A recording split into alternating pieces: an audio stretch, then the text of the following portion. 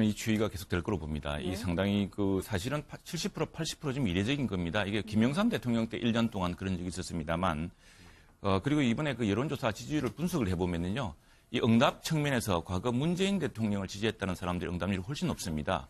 그래서 이 문제에 대해서는 뭐 여론조사의 특성을 잘 아시는 분들은 너무 지나치게 부여를 할 필요가 없다라고 이야기하는데, 제일 중요한 것은 그동안 문재인 대통령의 국정 지지율의 가장 큰 축이었던 청년층하고요. 예. 그다음에 중소, 영소, 상공인층 이쪽에서 그 기대가 무너지고 있다는 점입니다. 청년층들은 이 단일팀 문제 그리고 그 블록체인 기술을 이용한 그 암호화폐 시장 폐쇄 문제 이런 문제 특히 기강됐고요.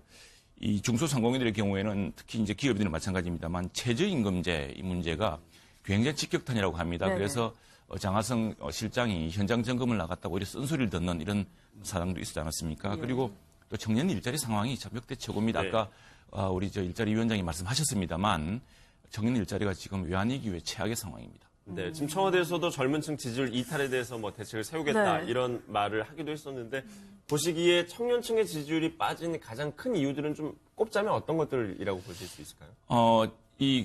지금 청년들의 역대 지금 작년부터 사실 20대 여론조사는 특이점이 하나 있습니다. 그게 뭐냐면은 이게 40대, 50대랑 상당히 다른 특징들을 보여줍니다. 특히 북한과 미국에 대한 인식도 그렇고요.